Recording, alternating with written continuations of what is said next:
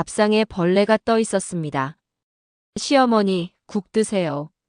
며느리가 건넨 국그릇을 받아든 순간 저는 제 눈을 의심했습니다. 맑은 국물 위로 검은 점 하나가 동동 떠다니고 있었으니까요. 안녕하세요, 여러분. 오늘 제가 들려드릴 이야기는 제 친구 정순덕 씨의 실화입니다. 70평생을 살아오면서 이런 일을 겪게 될 줄은 꿈에도 몰랐다고 하시더군요. 순덕 씨는 평생 남의 말 한마디에도 상처받지 않으려 조심스럽게 살아온 분입니다. 며느리가 들어온 후에도 간섭하지 않으려 애썼고 차려주는 밥상에 늘 감사하다는 말을 잊지 않았습니다. 그런데 그날 국그릇 속 벌레를 발견한 순간부터 모든 게 달라지기 시작했습니다. 어머니, 죄송해요. 제가 시력이 안 좋아서 못 봤나 봐요. 며느리 은주는 환하게 웃으며 국그릇을 도로 가져갔습니다. 순덕 씨는 괜찮다, 사람 일이 다 그렇지 뭐 하며 넘어갔습니다.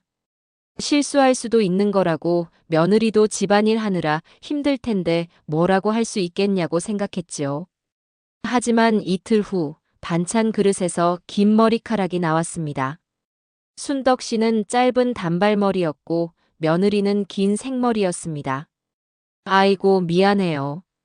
요즘 머리가 많이 빠져서요. 제가 더 조심할게요. 은주는 또다시 미안하다며 웃었습니다. 순덕 씨는 이번에도 그럴 수 있지 하고 넘겼습니다. 그런데 일주일 사이에 이상한 일이 계속됐습니다. 나물 무침에서 작은 날파리가 나왔고 된장찌개에는 비닐 조각이 둥둥 떠다녔습니다. 심지어 밥그릇 바닥에서는 작은 돌멩이까지 나왔습니다. 며느리는 매번 죄송해요. 제가 요즘 정신이 없어서요 하며 사과했지만 순덕 씨의 마음속엔 의심이 싹트기 시작했습니다. 설마 일부러 그러는 건 아니겠지? 그날 밤 순덕 씨는 잠을 이룰 수가 없었습니다. 천장만 바라보며 온갖 생각이 머릿속을 스쳐 지나갔습니다. 며느리가 자신을 싫어하는 걸까? 뭔가 잘못한 게 있을까? 아니면 정말로 실수가 연달아 일어난 걸까? 하지만 일주일에 4번이나 이런 일이 생긴다는 게 정상일까요? 다음 날 순덕 씨는 결심했습니다. 확인해 보기로 한 거죠. 아들에게는 말하지 않았습니다. 만약 오해라면 며느리와의 관계만 나빠질 테니까요. 순덕 씨는 옆집에 사는 친구 영자 씨에게 도움을 청했습니다. 영자야, 나 좀 도와줄 수 있겠니? 영자 씨의 아들이 전자제품 가게를 하고 있었습니다. 그곳에서 작은 무선 카메라를 구했습니다. 요즘은 노인들도 혼자 집에 있을 때 안전을 위해 많이 설치한다며 영자 씨가 자연스럽게 구해준 거였습니다. 어느 날 오후 며느리와 아들이 장을 보러 나간 사이 순덕 씨는 부엌 찬장 위쪽에 작은 카메라를 설치했습니다. 조미료통 뒤에 숨겨두니 전혀 티가 나지 않았습니다. 손이 떨렸습니다. 이런 일을 하게 될 줄은 평생 몰랐으니까요. 그리고 이틀 후 순덕 씨는 영자네 집에서 그 영상을 확인했습니다. 화면 속에서 며느리 은주가 부엌으로 들어왔습니다. 싱크대 앞에서 국을 끓이고 반찬을 준비했습니다. 여기까진 평범한 모습이었습니다. 그런데 밥상을 차리기 직전 은주는 주변을 둘러보더니 냉장고 옆 틈새로 손을 넣었습니다. 그곳에서 작은 비닐봉지를 꺼냈습니다. 순덕 씨의 심장이 쿵쾅거리기 시작했습니다. 은주는 그 봉지를 열고 안에서 무언가를 집어 국그릇에 살짝 떨어뜨렸습니다. 그리고는 반찬 그릇에도 무언가를 넣었습니다. 머리카락처럼 보이는 긴 실 같은 것이었습니다. 은주는 그걸 하나하나 정성스럽게 마치 고명을 얹듯이 올려놓았습니다. 그 얼굴엔 미소까지 번지고 있었습니다. 이럴 수가. 순덕 씨는 입이 떡 벌어졌습니다. 옆에서 함께 보던 영자 씨도 기가 막힌다는 듯 혀를 찼습니다. 순덕아, 이거 어쩔 거야? 당장 아들한테 보여줘야지. 하지만 순덕 씨는 고개를 저었습니다. 아니야. 지금 보여주면 우리 아들이 얼마나 상처받겠어. 며느리를 그렇게 사랑하는데. 나한테 증거가 생겼잖아. 이제 내가 직접 해결할 거야. 순덕 씨는 집으로 돌아왔습니다. 마음을 가라앉히고 다음 날을 기다렸습니다. 그리고 며느리가 차려준 밥상을 받았습니다. 국그릇에는 역시나 작은 이물질이 떠 있었습니다. 순덕 씨는 숟가락을 들었습니다. 그리고 조용히 말했습니다. 은주야, 내 어머니. 고맙구나. 그동안 밥 차려줘서. 은주는 환하게 웃었습니다. 에이, 당연한 거죠. 순덕 씨는 숟가락을 내려놓았습니다. 그런데 말이다. 이제부터는 내가 차린 밥은 안 먹을 거야. 은주의 표정이 굳어졌습니다. 어머니, 무슨 말씀이세요? 제가 뭘 잘못했나요? 잘못이라. 글쎄다. 내가 판단해봐라. 국에 벌레 넣고 반찬에 머리카락 넣고 된장찌개에 비닐 조각 넣는 게 잘못인지 아닌지. 은주의 얼굴이 창백해졌습니다. 어머니, 그게 무슨. 됐다. 변명은 듣고 싶지 않아. 이제부터 이 집 밥은 내가 차릴 거야. 너는 내 밥만 알아서 먹으면 돼. 그리고 말이다. 순덕 씨는 며느리의 눈을 똑바로 쳐다보며 말했습니다. 너도 날 조심해라. 내가 70년을 살아왔는데 이런 일을 당하고도 가만히 있을 것 같니? 그 순간 은주의 눈빛이 변했습니다. 처음 보는 차가운 눈빛이었습니다. 공손하고 착한 며느리의 가면이 벗겨지는 순간이었습니다. 어머니도 참 웃기시네요. 증거라도 있으세요? 순덕 씨는 빙그레 웃었습니다. 증거? 있지. 내가 냉장고 옆에 숨겨둔 그 봉지, 아직도 거기 있더라. 그리고 영상도 있어. 은주의 얼굴에서 핏기가 싹 가셨습니다. 그날 저녁 아들 민수가 퇴근해서 집에 들어왔을 때 거실 분위기가 심상치 않았습니다. 어머니는 침묵하고 있었고 아내는 방에 들어가 나오지 않았습니다. 엄마, 무슨 일 있어요? 순덕 씨는 아들에게 모든 걸 말해주었습니다. 처음엔 믿지 못하던 민수도 영상을 보고 나서는 할 말을 잃었습니다. 자기가 사랑하는 아내가 자기 어머니에게 그런 짓을 했다는 게 믿기지 않았던 거죠. 은주야, 나와봐.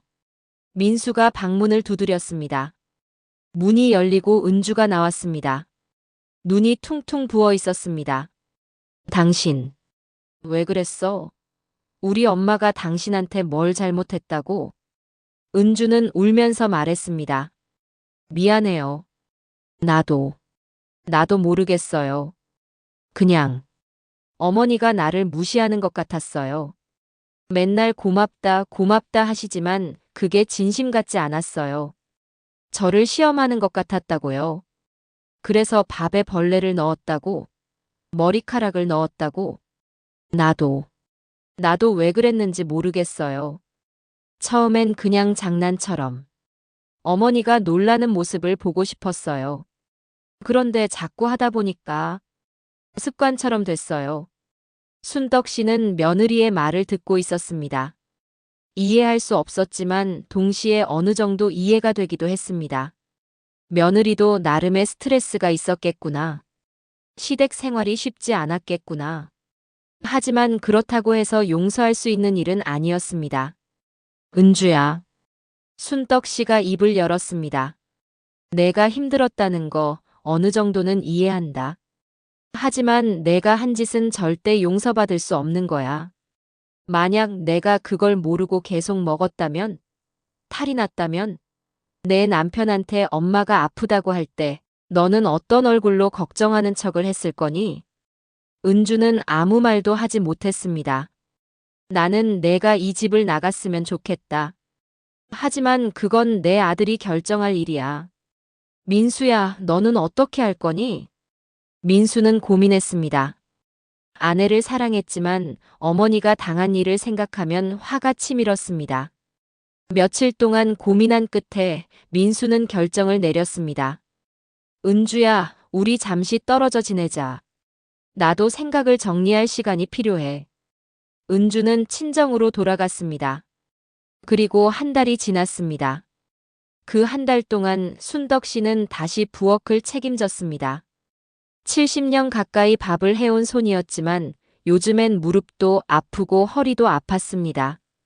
그래도 꿋꿋이 해냈습니다. 아들을 위해서였습니다. 민수는 매일 퇴근 후 어머니가 차려준 밥을 먹으며 눈물을 흘렸습니다. 어머니의 음식이 이렇게 소중한 줄 이제야 알았습니다. 며느리가 해준 밥을 당연하게 여기고 어머니의 노고는 잊고 살았던 자신이 부끄러웠습니다. 어느 날 은주가 찾아왔습니다. 어머니, 정말 죄송합니다. 제가 정말 잘못했어요. 상담도 받았어요. 선생님이 그러시더라고요. 제가 억압된 감정을 잘못된 방식으로 표출했다고. 어머니를 미워한 게 아니라 제 자신이 불안했던 거래요. 순덕 씨는 며느리를 바라봤습니다. 한 달 사이에 많이 야윈 얼굴이었습니다. 은주야, 나도 많이 생각했다. 내가 왜 그랬는지도 이해하려고 노력했어. 하지만 신뢰가 한번 깨지면 다시 쌓는 게 얼마나 어려운지 아니? 알아요. 그래도 기회를 주세요. 제가 정말 달라지겠습니다. 순덕 씨는 한숨을 쉬었습니다. 좋아. 하지만 조건이 있어. 앞으로 1년 동안 내가 차린 밥은 내가 안 먹을 거야. 대신 우리 같이 부엌에서 일하자. 내가 내게 요리를 가르쳐 주마. 그러면서 서로를 다시 알아가는 거야. 어떠니? 은주는 고개를 끄덕였습니다. 눈물을 흘리면서요. 그날부터 순덕 씨와 은주는 매일 함께 부엌에 섰습니다. 순덕 씨는 며느리에게 김치 담그는 법, 장 담그는 법, 계절마다 어떤 나물을 먹으면 좋은지 하나하나 가르쳐 주었습니다. 은주는 처음엔 어색해했지만 점점 진심으로 배우기 시작했습니다. 어머니, 이 나물은 어떻게 무쳐야 해요? 그건 말이다. 참기름을 먼저 넣고. 대화가 오갔습니다. 웃음도 생겼습니다. 순덕 씨는 며느리가 정말로 변하고 있다는 걸 느꼈습니다. 6개월이 지났을 때 순덕 씨는 은주가 차린 밥을 처음으로 먹어보았습니다. 국을 떠서 입에 넣는 순간 순덕 씨의 눈에 눈물이 고였습니다. 은주야, 맛있구나. 정말요? 어머니가 가르쳐 주신 대로 했어요. 아니야. 이건 내 마음이 들어간 음식이야. 이제야 알겠구나. 내가 진심으로 우리를 위해 밥을 지었다는 걸. 그날 저녁 세 식구는 오랜만에 함께 밥상을 받았습니다. 민수는 어머니와 아내가 함께 웃는 모습을 보며 가슴이 뭉클했습니다. 엄마, 은주야, 고마워. 우리 가족 지켜줘서. 순덕 씨는 아들의 손을 잡았습니다. 민수야, 가족이란 게 원래 그런 거야. 힘들 때도 있고 서로 미워할 때도 있지. 하지만 포기하지 않고 함께 견디면 결국 이렇게 더 단단해지는 거란다. 은주도 눈물을 닦으며 말했습니다. 어머니, 제가 정말 바보였어요. 어머니의 고맙다는 말이 진심이었는데 저는 그걸 의심했어요. 이제야 알겠어요. 어머니가 얼마나 저를 배려해 주셨는지. 그 후로 1년이 더 지났습니다. 은주는 완전히 달라진 사람이 되어 있었습니다. 이제는 순덕 씨가 아프면 약을 챙겨주고 밤에 이불을 덮어주는 진짜 딸 같은 며느리가 되었습니다.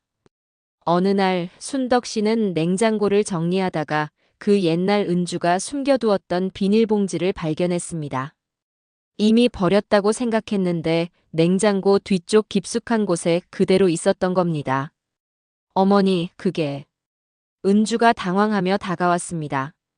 순덕 씨는 그 봉지를 쓰레기통에 버리며 말했습니다. 이제 필요 없는 거니까 버리자. 우리 과거는 이제 다 버리는 거야. 은주는 순덕 씨를 꼭 안았습니다. 어머니, 사랑해요. 나도 사랑한다, 딸아. 그렇게 이 가족은 위기를 넘기고 더 강한 유대로 묶이게 되었습니다. 순덕 씨는 지금도 친구 영자 씨에게 이 이야기를 할 때면 이렇게 말합니다. 사람이 완벽할 순 없어. 누구나 실수하고 잘못할 수 있지. 중요한 건 그 잘못을 인정하고 변화하려는 마음이야. 은주는 그걸 보여줬어. 그래서 난 용서할 수 있었던 거야. 영자 씨는 고개를 끄덕이며 답합니다. 그래, 내 말이 맞아. 하지만 그 용서를 할 수 있었던 건 내가 강한 사람이었기 때문이야. 내가 무너졌다면 그 집안도 무너졌을 거야. 순덕 씨는 빙그레 웃습니다. 70년을 산 게 헛된 건 아니니까. 지금 이 순간에도 순덕 씨네 집 부엌에서는 고소한 냄새가 피어오르고 있습니다. 시어머니와 며느리가 함께 저녁을 준비하는 소리, 웃음소리가 들립니다.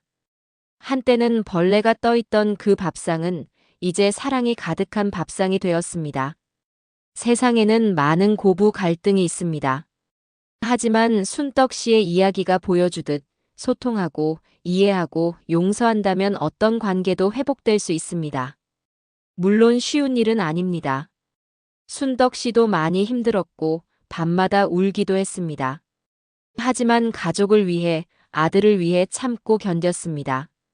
그리고 그 인내의 결과가 지금의 행복입니다. 여러분도 혹시 가족 간에 풀리지 않는 갈등이 있으신가요? 순덕 씨의 이야기가 작은 위로와 용기가 되었으면 합니다.